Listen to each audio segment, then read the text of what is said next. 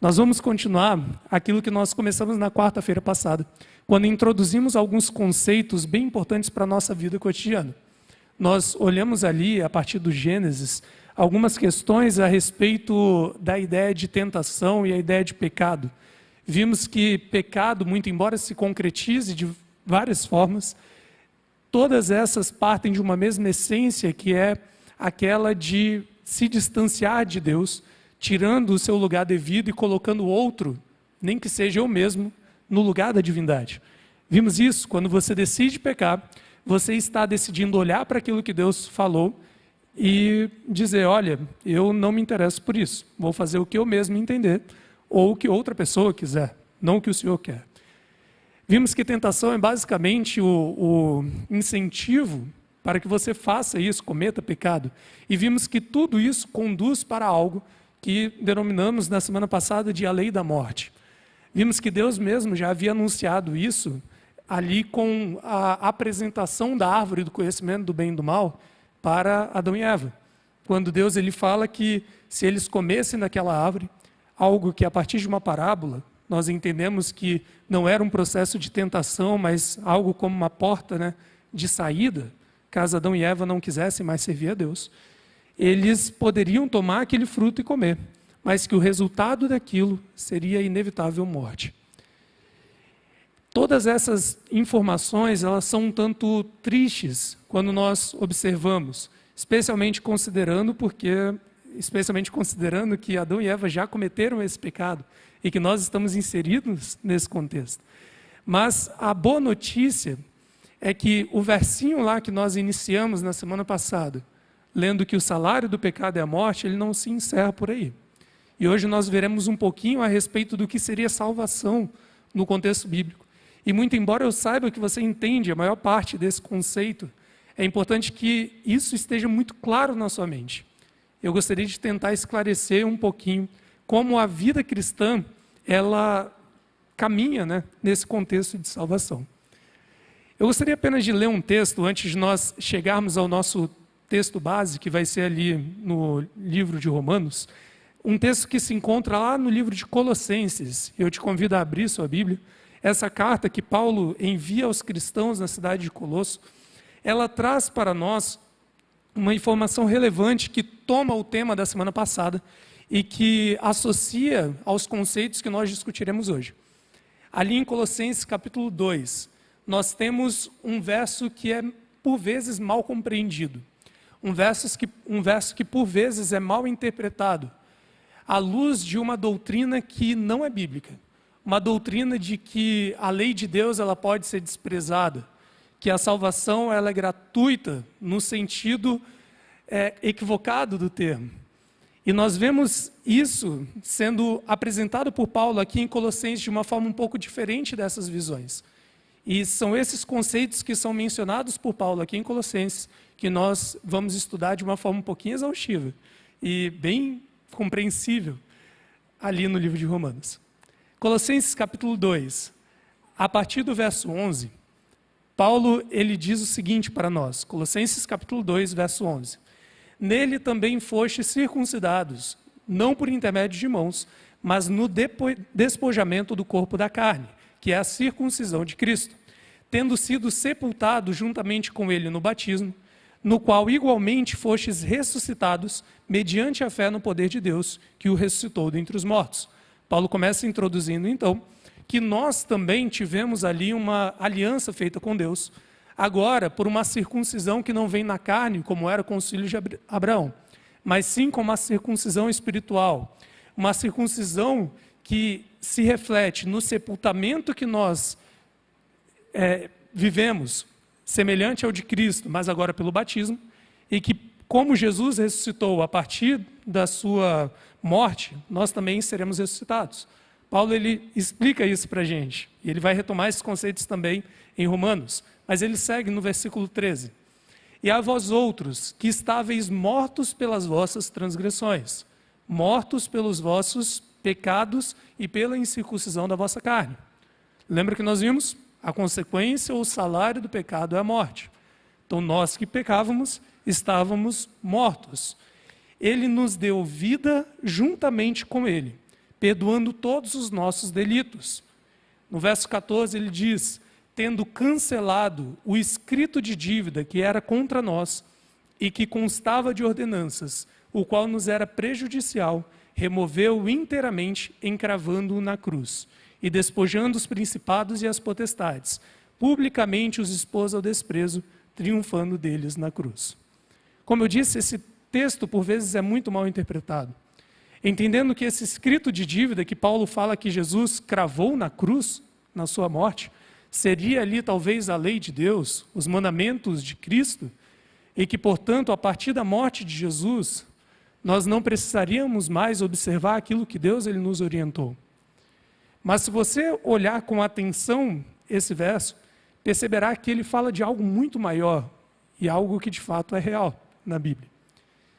Ele fala, portanto, que nós que estávamos mortos e que recebemos essa sentença de morte graças ao nosso pecado, agora estamos vivos porque Cristo pegou essa dívida que nós tínhamos e cravou na cruz. Ele pegou esse boleto que tínhamos para pagar, essa nota promissória para os mais antigos, ou esse escrito de dívida para aqueles do tempo de Paulo, que constava contra nós, que a lei constantemente nos lembrava que existia, e ele crava na cruz, nos proporcionando uma esperança. E é sobre esse processo de salvação que, como eu disse, nós vamos refletir hoje, para que você entenda muito bem, para que você não viva um cristianismo diferente daquele que a Bíblia nos apresenta. Seja um cristianismo que torna tudo liberal e que, portanto, banaliza a lei de Deus e a nossa relação com Ele, ou mesmo um cristianismo que torna a lei aquilo que ela não é na Bíblia e que se torna extremamente pesado e triste de se viver. Vamos então para o livro de Romanos e volte aí algumas páginas da sua Bíblia e você chegará lá no livro de Romanos, capítulo 3. Essa carta enviada por Paulo à igreja de Roma, ela é muito relevante para entendermos alguns conceitos cruciais para a vida cristã. Eu gostaria de te dar apenas uma informação para que você pensasse antes de nós começarmos a estudar esse texto, porque nós passaremos em alguns capítulos aqui. É importante que você se lembre o seguinte, quem escreve esse texto é Paulo, correto? Paulo, ele era um homem fora do comum. Nós temos essas informações na Bíblia. Ele era um homem extremamente estudado. Ele era um homem muito formado. Ele mesmo vai dizer que a formação dele não é apenas nas questões religiosas ou bíblicas, que ele tem uma larga formação, mas também na cultura secular. Paulo era um homem extremamente influente. Ele está reunido ali no Sinédrio, quando da execução de Estevão. Você deve se lembrar disso no início de Atos. Ele vai participar, inclusive, do Sinédrio, posteriormente. Perceba que Paulo ele é um homem excepcional. E, por vezes, nós, quando estudamos os seus textos, nós não consideramos isso e tratamos os textos de Paulo com uma simplicidade que não existe. Tratamos esses textos de um homem que é excepcional e que, ainda por cima, tem ali o dom da profecia que Deus dá, tem o Espírito Santo nele. Nós tratamos esses textos com uma simplicidade que não existe. E aí pegamos um pedacinho da ideia de Paulo, colocamos aquilo na nossa mente, no nosso coração, e não entendemos aquele conceito, aquela ideia como deveria ser. Entendido? Então eu te convido ao seguinte, ciente disso. Nós vamos ler alguns versos de alguns capítulos do livro de Romanos. Considere que aquilo que Paulo nos ensina começa aqui quando começarmos e termina quando terminarmos. Isso pareceu meio pleonástico, mas é exatamente o ponto. É um todo. Não são pequenas partes separadas e isoladas. É um todo, ok? Então, quando eu falar algo, não tire uma conclusão total naquele momento. Espere até o final para que você entenda o todo. Porque Paulo ele trabalha assim, de uma forma muito complexa. Não complexo no sentido negativo, é extremamente compreensível, mas complexo no sentido de que há muitas coisas interligadas. Ok? Vamos então para o texto. Romanos capítulo 3. Paulo ele começa o capítulo 3 do livro de Romanos falando um pouquinho a respeito da questão das possíveis diferenças entre judeus e gentios. Os gentios na Bíblia nada mais são que estrangeiros. Então você tem os judeus e todos os demais que não são judeus são gentios, ok? Então você tem esses dois, gentios e judeus. E Paulo, ele provoca uma questão, talvez ali insinuada nas cartas que ele recebera dessa igreja, sobre o seguinte: será que nós que somos judeus temos alguma vantagem sobre os gentios? Você percebe isso ali no verso 9, né? Que se conclui então, nós temos alguma vantagem? Tem diferença entre judeus e gentios ou judeus e gregos? A mesma ideia. E depois de estipular isso, provocar essa questão, Paulo começa no versículo 19, e é a partir daqui que nós vamos ler mais o texto bíblico, explicando alguns conceitos para nós sobre salvação. No versículo 19, ele apresenta para nós as primeiras ideias do tema. Leia aí comigo na sua Bíblia. Ele diz o seguinte: ora, sabemos que tudo que a lei diz, aos que vivem na lei o diz para que se cale toda a boca e todo mundo seja culpável perante Deus, visto que ninguém será justificado diante dele por obras da lei, em razão de que pela lei vem o pleno conhecimento do pecado. Primeira informação relevante que Paulo traz para nós. A lei nos serve para duas coisas. Em primeiro lugar, para mostrar que todos nós, perante Deus, somos culpados. Isso significa o quê? Quando você olha os mandamentos de Deus, não apenas os 10, todos aqueles que Deus apresenta, você se depara com uma triste e até desesperadora realidade de que você não consegue viver tudo aquilo. É impossível para um ser humano caído como nós, que tem ali no seu DNA o pecado, viver completamente a lei de Deus. Portanto, quando você estuda a lei de Deus, quando você a observa, você chega a essa conclusão que Paulo menciona. Todos nós somos culpados perante Deus. Todos nós. Não há ninguém que pela lei será justificado. Não há ninguém que lá no juízo final Deus vai olhar e vai ler todos os mandamentos dele, vai olhar e vai falar: olha, a Guga cumpriu todos eles, está salva. Ninguém. Ninguém. E isso repercute em algo que é ainda mais interessante e mais importante para a nossa vida diária, porque o que eu falei agora não é novidade para você. No verso 19, quando ele começou a falar disso, ele disse que a lei serve também para que todos calem a boca. Basicamente significa o seguinte: quando você entende e reconhece que você não consegue cumprir toda a lei, é impossível para alguém que seja sincero, um verdadeiro cristão, olhar para o seu irmão e falar: olha o que ele está fazendo. Ou então olhar para Deus e falar: nossa, eu sou o melhor. Ou olhar para si mesmo e repetir as mesmas palavras. Quando nós olhamos para a lei de Deus, inevitavelmente nós nos calamos.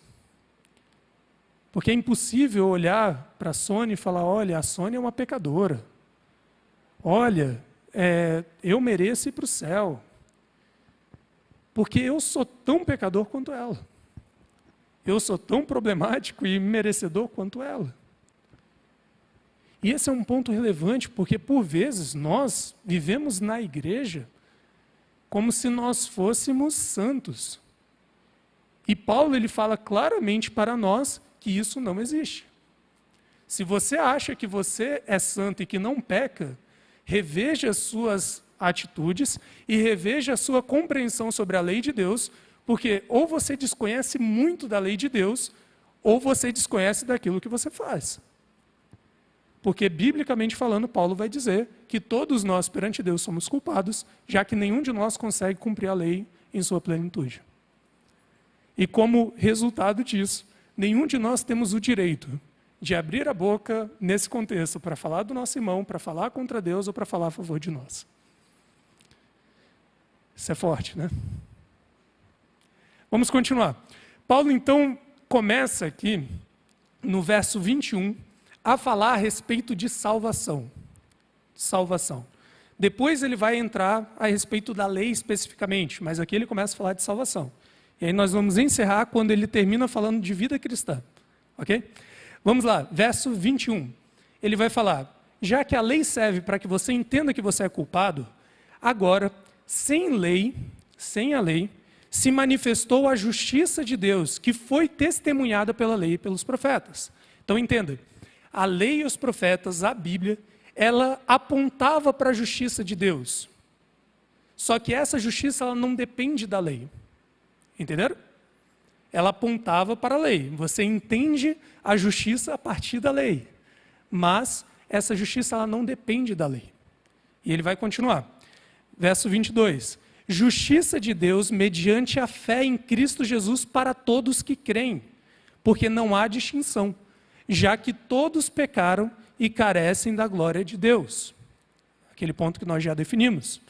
E ele reforça no verso 24, sendo justificados gratuitamente por sua graça, mediante a redenção que há em Cristo Jesus, a quem Deus propôs no seu sangue, como propiciação, mediante a fé, para manifestar a sua justiça, por ter Deus, na sua tolerância, deixado impunes os pecados anteriormente cometidos, tendo em vista a manifestação da sua justiça no tempo presente, para ele mesmo ser justo e o justificador daquele que tem fé em Jesus.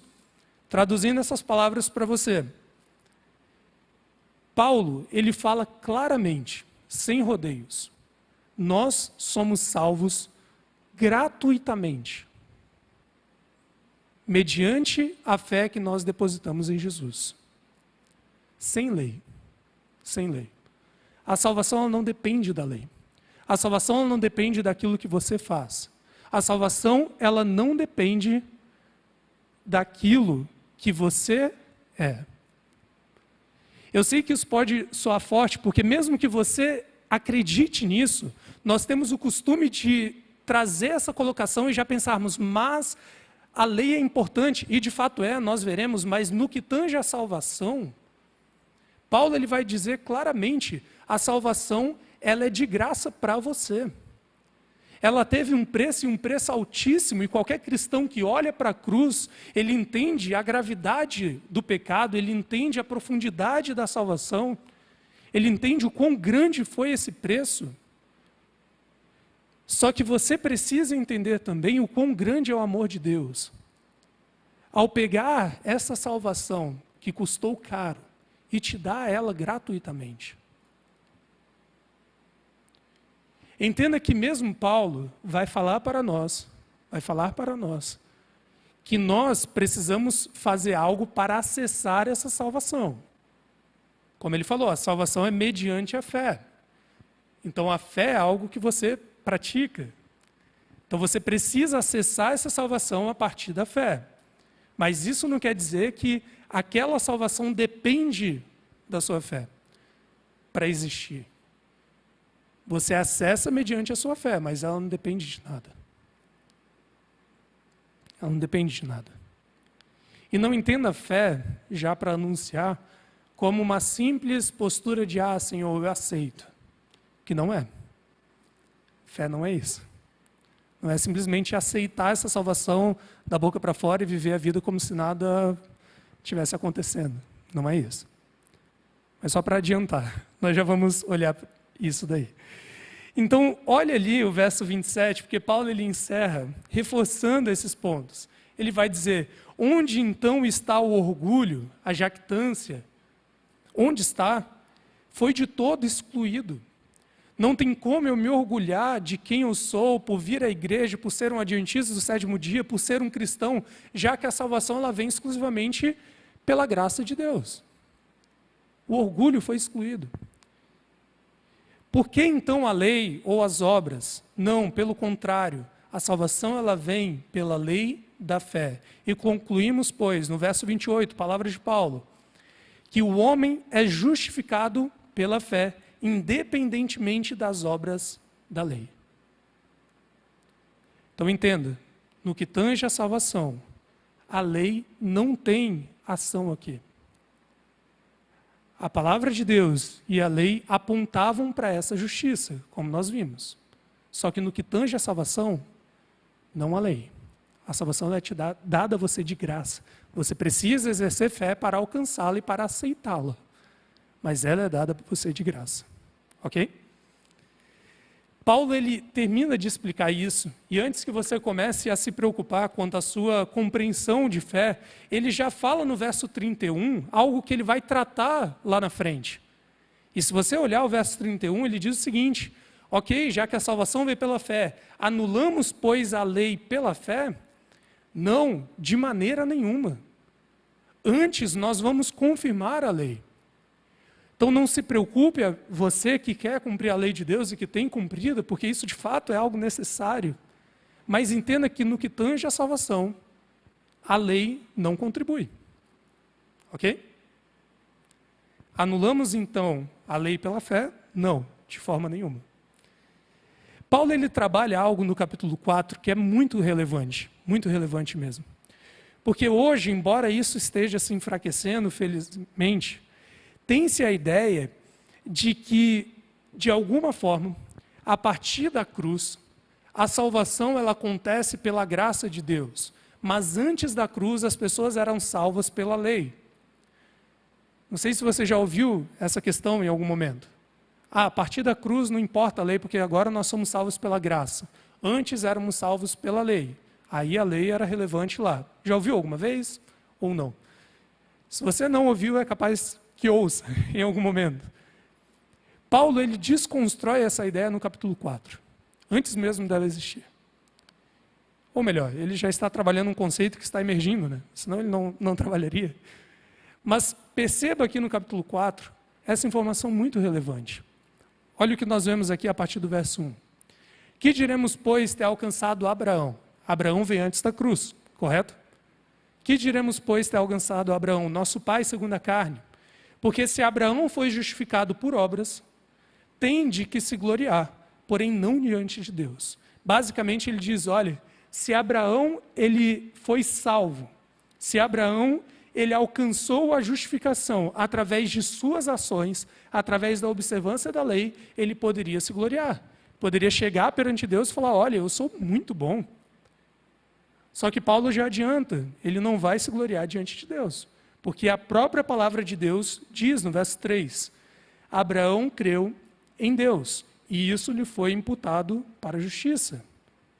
No verso 4, Paulo ele explica o problema que é você entender ou sugerir que em algum momento alguém poderia ser salvo pela lei. Ele vai dizer o seguinte no verso 4, ora, ao que trabalha, o salário não é considerado como favor, como graça, e sim como dívida. Se Abraão ou qualquer um fosse salvo porque cumpriu a lei, ele poderia simplesmente exigir, olha, eu cumpri tudo, então eu vou ser salvo de qualquer jeito. Não importa porque eu fiz ou não, eu vou ser salvo. Só que não é isso que acontece. Não é isso. No verso 5 ele diz, mas ao que não trabalha, porém crê naquele que justifica o ímpio, a sua fé lhe é atribuída como justiça. Paulo ele vai falar que mesmo Abraão, ele foi justificado pela fé, porque não há justificação por outro caminho. É evidente que Abraão está sendo justificado mediante a fé em algo que vai acontecer em um futuro, tomando como perspectiva a vida de Abraão. Mas ele continua sendo justificado pela cruz, pela graça que provém do sacrifício de Jesus. Da mesma forma como nós hoje somos justificados quando olhamos para o passado e reparamos também na mesma cruz. Mas entenda que em nenhum momento na Bíblia a justificação vem por outro meio que não a fé. A justificação vem por outro meio que não a graça. E quando alguém tentar te falar alguma coisa diferente, que agora nós somos salvos pela graça, e antes éramos salvos pela lei, e portanto não precisamos mais observar a lei, entenda que essa doutrina não é de Deus. Não é de Deus. Porque Paulo ele claramente diz, olha, somos salvos pela fé, pela graça, mediante a fé que depositamos em Jesus. Não por obras. Nunca. Nem Abraão, nem Davi, que ele vai comentar logo adiante. Ninguém. Ok? Paulo ele continua nos trazendo algumas informações bem relevantes ainda nesse contexto. No capítulo 5, ele retoma essas ideias para reforçar e deixar muito bem gravadas na sua mente. Eu gostaria de ler alguns pontos, ali no verso 1, ele vai dizer o seguinte, olha, justificados, pois, mediante a fé. E aí ele introduz uma questão relevante também. Temos paz com Deus por meio de nosso Senhor Jesus Cristo. Aqui Paulo introduz algo muito relevante para você. Você que é cristão, sendo justificado pela fé, você tem a oportunidade de viver em paz. De viver em paz. Nós vamos concluir com essa ideia quando vermos o capítulo 7, para deixar muito concreto e muito claro para você o que seria isso. Mas entenda que o cristão ele é convidado a viver em paz após receber a salvação mediante a graça. A salvação que se dá mediante a fé. E ele vai dizer que essa paz, inclusive, ela vem, olha o verso 3, não somente isso, mas também nos gloriamos nas próprias tribulações, sendo que a tribulação produz perseverança, a perseverança produz experiência, e a experiência esperança. E ora, a esperança não confunde, porque o amor de Deus é derramado em nosso coração pelo Espírito Santo, que nos foi outorgado. Paulo ele vai dizer que essa paz ela vem mesmo em meio às tribulações, mesmo quando está tudo caindo. E entenda que as tribulações de Paulo, você deve se lembrar disso, eram tribulações fortes. Estamos falando do homem que foi apedrejado, o homem que foi preso, açoitado, envenenado, que sofreu naufrágio, tentaram envenenar, não foi envenenado de fato, que foi perseguido várias vezes, saiu fugido de várias cidades, é desse homem que estamos falando. E ele diz que diante dessa tribulação ele consegue ainda viver em paz, porque a salvação de Deus nos proporciona isso. A partir do verso 12, ainda do capítulo 5 de Romanos, Paulo ele introduz mais uma questão relevante. Ele vai falar aqui de algo bem profundo, teologicamente falando, que é a questão do segundo Adão. Ele trabalha aqui basicamente um conceito, e depois você pode ler na sua casa cuidadosamente, mas basicamente um conceito que talvez já tenha vindo ao seu coração em algum momento, que é o seguinte: se Adão e Eva tomaram aquela decisão lá no Éden, o que eu tenho a ver com isso? Por que eu tenho que viver agora nesse sofrimento por culpa da decisão de Adão e Eva?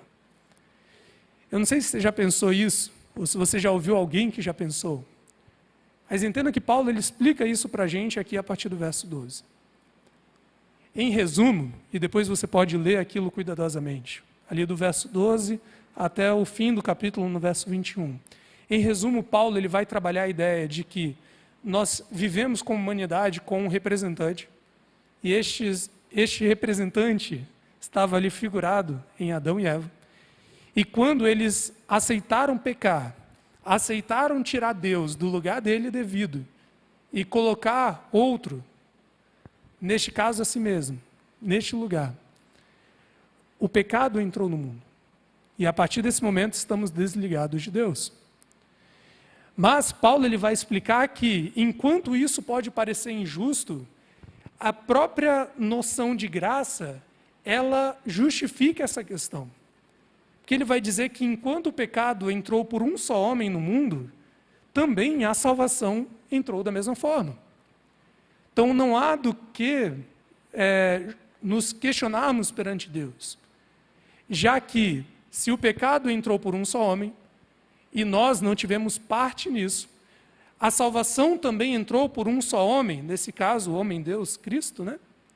E portanto nós também não podemos reclamar. Já que do mesmo jeito que não fizemos nada para o pecado entrar, também não fizemos nada para que a salvação adentre o mundo.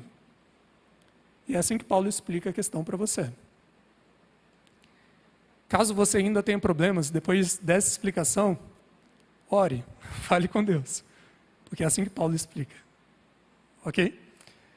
Não temos do que reclamar perante Deus, já que a salvação ela vem também, sem que nós façamos nada para merecê-lo ou para recebê-lo.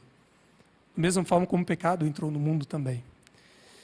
Vamos então para a parte final do nosso estudo hoje, quando nós chegamos no capítulo 6 de Romanos. E após isso, veremos algumas questões apenas no capítulo 7. E encerraremos a nossa noite. No capítulo 6 de Romanos, Paulo ele retoma aqui a questão da lei, porque ele já esclareceu, reiterou e confirmou inúmeras vezes que a salvação ela vem por intermédio da graça, mediante a fé que depositamos em Jesus, e que isso não depende de obras ou da lei. Já deixou isso claro. E aqui no capítulo 6, Paulo ele vai falar como eu e você que somos cristãos devemos viver então com a lei, já que não é para acessar a salvação, já que essa salvação é acessada mediante a fé e dada de graça. Se você olhar aí o verso 1 do capítulo 6 de Romanos, Paulo ele vai dizer o seguinte: que diremos, pois, já que entendemos que o pecado ele ocorre e que a salvação dessa morte vem por intermédio da graça exclusivamente, permaneceremos então no pecado para que seja a graça mais abundante? De modo nenhum. E aqui vem a questão chave, para você entender o papel da lei na vida do cristão. Como viveremos ainda no pecado, nós que para ele morremos? Como viveremos ainda para o pecado, nós que para ele morremos? Tente se lembrar do que nós vimos na quarta passada. Pecado é você retirar Deus do lugar dele e colocar outro, nem que seja você mesmo. Olhar para tudo que Deus quer e falar, não estou nem aí, faço o que eu quiser. Como nós podemos fazer isso? Nós que morremos para essa estrutura de vida e decidimos colocar Deus de novo como Senhor de nossa vida, como eu que sou cristão posso olhar para a lei de Deus, para a expressão material de sua vontade e falar, Senhor, eu abri mão daquela visão de Adão e Eva e, portanto, agora o Senhor volta a ser Deus em minha vida. Mas essa questão que o Senhor está falando, eu não vou viver. Isso daí para mim não é relevante. Aquele ponto que eu mencionei na semana passada, né, que infelizmente ouvimos, isso não é ponto de salvação. Isso não faz sentido. É o que Paulo ele diz. Como nós vamos viver em pecado se nós morremos para esse estilo de vida? Ou você não entende, no verso 3 ele continua, ou porventura você não entende, ou porventura você ignora, que todos nós que fomos batizados em Cristo Jesus, nós fomos batizados na sua morte, fomos então sepultados com ele na morte pelo batismo, para que como Cristo foi ressuscitado dentre os mortos pela glória do Pai, assim também andemos nós em novidade de vida. Quando você vem até aqui na frente e mostra ao público a sua decisão de retirar a si mesmo do lugar de Deus e recolocar Deus no seu lugar devido, é como se você estivesse morrido para quem você era. A partir de agora, a única decisão, o único caminho lógico é você olhar para a lei de Deus e falar, Senhor, é isso que o Senhor quer? É isso que vai ser uma realidade na minha vida. Nós vamos entrar logo mais, de forma muito rápida e clara, como isso se faz no concreto. Mas entenda que essa decisão, ela é a única possível na visão de Paulo. Paulo, o profeta, que está aqui manifestando a palavra de Deus. Essa é a única possível. Porque quando nós vamos até lá e nos batizamos, nós morremos para quem nós fomos. E vivemos agora em novidade de vida. É por isso que o batismo também é tão importante. Que é o momento em que nós falamos claramente isso. Senhor, o Senhor volta a tomar o seu lugar devido na minha vida. Não sou mais eu que mando na minha própria vida, é o Senhor. Minha vida pertence a Ti. Ele continua no verso 5, trabalhando basicamente essa noção, dizendo que como nós morremos, semelhante à morte de Jesus, ressuscitaremos também semelhante à ressurreição de Cristo. E no verso 6 ele diz, sabendo isso, que foi crucificado com ele o vosso velho homem, para que o corpo do pecado seja destruído e não sirvamos o pecado como escravos, porquanto quem morreu está justificado do pecado. Ora, se já morremos com Cristo, cremos que também com ele viveremos, sabedores de que, havendo Cristo ressuscitado dentre os mortos, já não morre, a morte já não tem domínio sobre ele. Sabe uma ilustração bíblica que é muito linda e que a gente entende de uma forma muito equivocada? É aquela que Jesus ele diz, olha, se você quiser me seguir, pegue a sua cruz, ponha sobre os ombros e me siga. A gente entende isso, entrou para a cultura popular, essa cruz como sendo aqueles pesares da nossa vida, sabe? Aquele marido chato, aquela esposa complicada, aqueles filhos que só dão problema. A gente fala, nossa, minha cruz está pesada e etc. Mas Jesus usa uma outra ilustração para isso, ele usa a ilustração do fardo. Os pesares da vida são aquele fardo que Jesus vai falar. A cruz não tem nada a ver com isso. No contexto bíblico, cruz tem o sentido claro de morte. Para nós, hoje, tem o sentido de esperança, mas nos lembra também da morte. Só que no contexto bíblico, cruz é sinônimo de morte, é uma imagem para a morte. Quando Jesus fala, se você quiser me seguir, tome a sua cruz e me siga, ele basicamente diz, morra para o velho homem. Pegue a sua cruz, o símbolo dessa morte, e venha após mim. Lembrando constantemente que você morreu. Você não é mais quem você era. Agora você me segue. É basicamente isso que Paulo ele vai falar. O cristão, ele não vive mais para si. O cristão, ele vive para Deus. É Deus que manda nele a partir desse momento. E é aí que concluímos aquele verso que nós lemos para iniciar na semana passada. E vemos essa reflexão completa de Paulo a partir do verso 15 do capítulo 6. E depois, como disse, nós vamos pegar apenas um pontinho para você entender no concreto como viver essa questão. No verso 15, ele vai dizer, capítulo 6 de Romanos, e daí, portanto, ele vai retomar, havemos de pecar porque não estamos debaixo da lei, e ele já falou que ninguém fica debaixo da lei, né? Todos somos justificados pela graça, e sim da graça, de modo nenhum.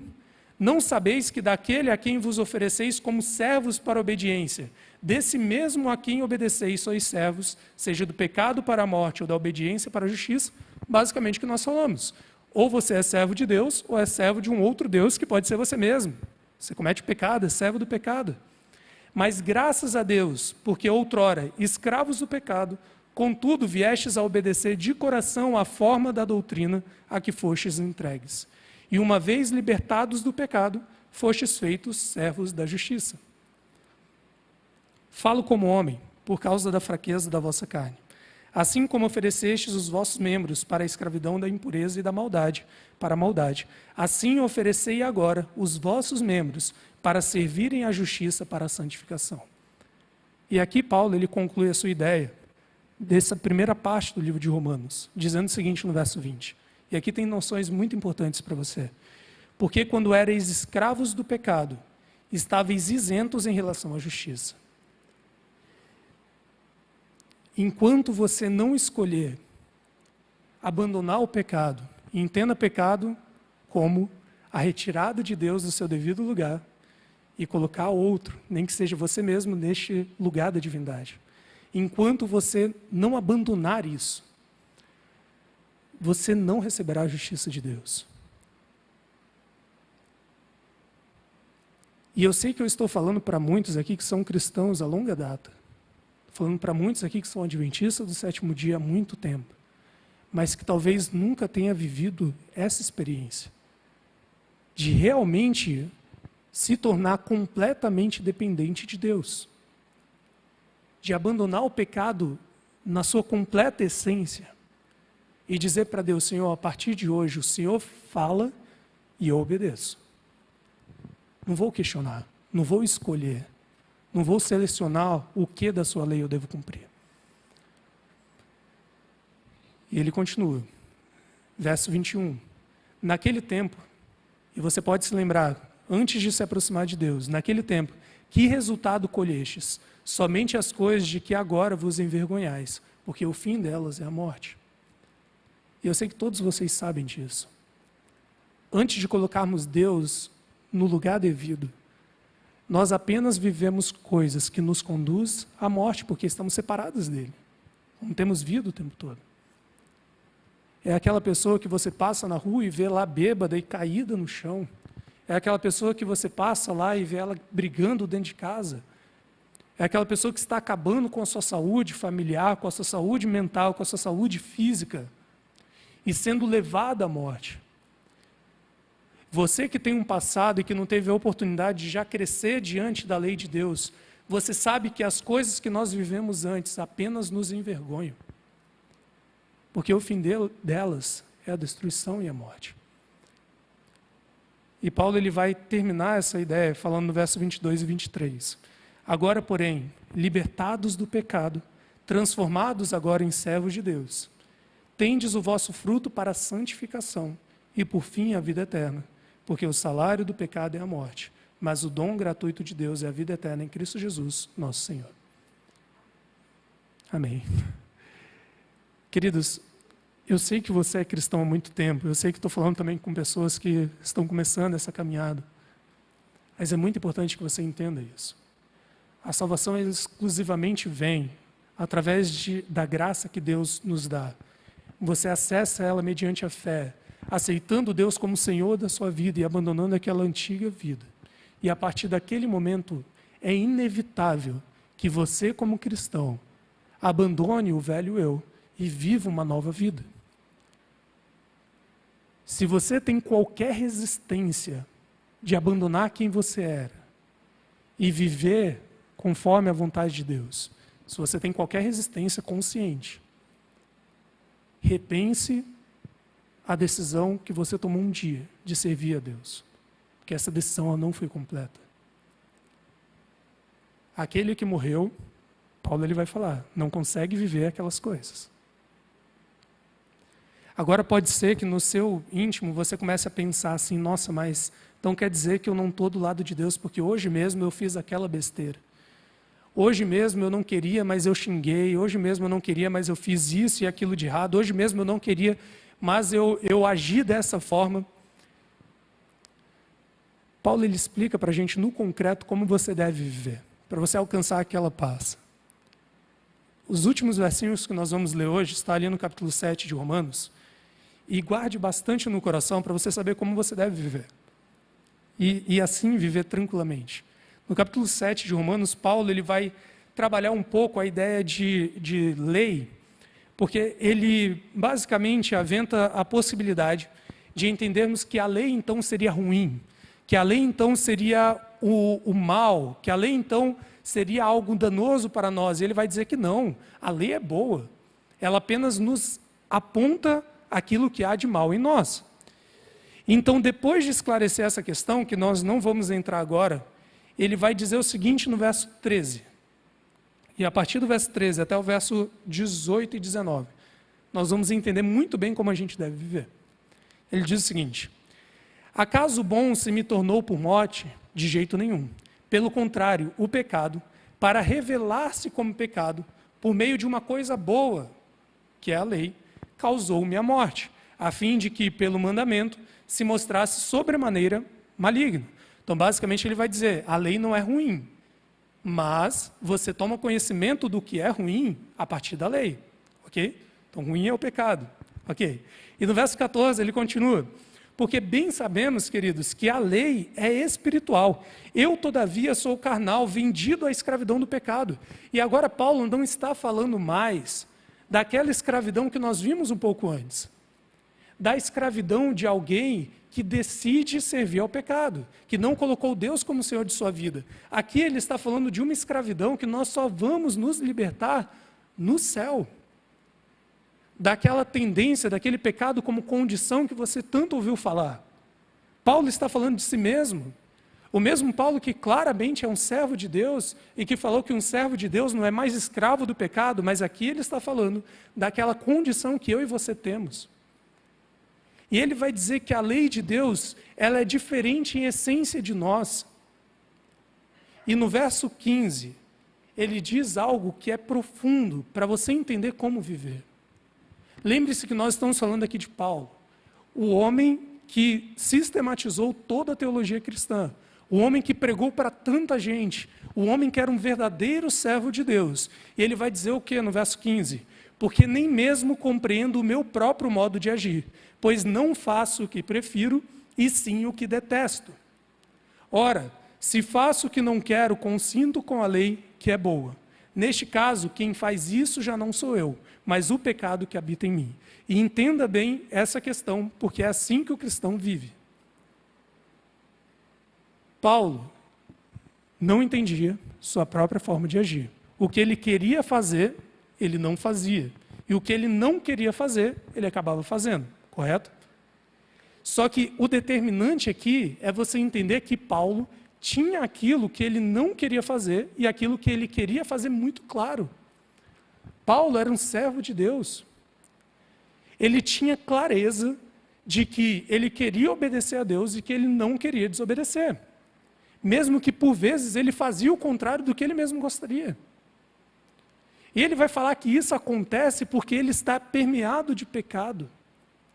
Como eu e você estamos, e eu tenho certeza que você já viveu, assim como eu, essa mesma realidade, de saber da lei de Deus, que olha, eu tenho que fazer isso, eu tenho que viver dessa forma, mas quando você se dá conta, você está fazendo o contrário daquilo que você quer, daquilo que você sabe que deve fazer.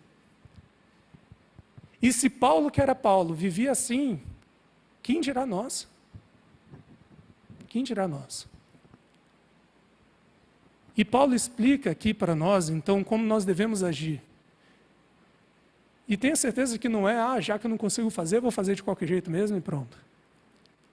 E é com esse verso que eu termino a mensagem de hoje. No verso 18 ele diz: porque eu sei que em mim, isto é, na minha carne, não habita bem nenhum, pois o querer o bem está em mim, não porém o efetuar. Eu sei que você já conhecia esse verso, mas se atente para a profundidade disso. Porque a tua salvação depende dessa questão. Depende dessa questão. Não depende na questão dela ser dada para você. Nós já vimos isso, que não depende de nada. Mas você acessar essa salvação vai depender dessa questão. Você é responsável por aquilo que você quer, por aquilo que você deseja. Mesmo que eventualmente você não consiga fazer. Porque o efetuar não está sob suas mãos. Você consegue entender as implicações disso? O cristão que é convertido, ele olha para a lei de Deus e ele fala: Senhor, é isso que eu quero para a minha vida. Tudo, absolutamente tudo. É isso que eu quero. O que o Senhor falar para mim, eu quero viver. E ele tem plena clareza disso. Ele não discute com Deus, ele não faz barganha com Deus, ele não seleciona o que ele vai ou não querer para a vida dele, ele não seleciona o que é importante ou não, ele não seleciona o que é ponto de salvação ou não. O cristão olha para a vontade de Deus e fala: é isso que eu quero para a minha vida. Porque não faz sentido, como nós já vimos, um verdadeiro cristão olhar para a lei de Deus e falar: mas isso não é relevante. Se é Deus que está falando, se eu morri para quem eu era e se Deus manda na minha vida, como não seria relevante?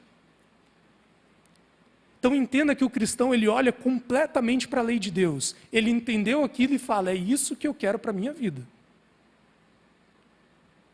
E se você tomou essa decisão, se você não seleciona o que da lei de Deus, da vontade de Deus ou não, ou se você não vive decidindo o que é relevante ou não, pode ficar tranquilo e em paz. Em paz. Porque você só precisa lutar a partir daí para viver isso. Eu sempre falo isso, e talvez a ilustração te ajude a entender. Um dia, e eu creio que está bem próximo, Jesus vai voltar. E todos nós vamos ser levados a juízo perante Deus. Todos nós. E quando chegarmos lá, Deus, ele vai ler ali pelos seus registros, não exatamente ele, mas no rito ali, alguém vai ler para Deus tudo aquilo que você fez e deixou de fazer, de bom e de ruim. E você vai receber uma sentença igual à minha e igual à de todos: culpado. Todos nós vamos receber a sentença de culpados. Porque nós já lemos isso, perante a lei, todos nós somos culpados perante Deus. A diferença entre aquele que vai para o céu e aquele que vai ser destruído pela eternidade é só uma. Depois que a sentença vier, Jesus, ele vai se levantar para mim e para você, com fé em Deus, ele vai falar: Pai, o meu sangue o cobre.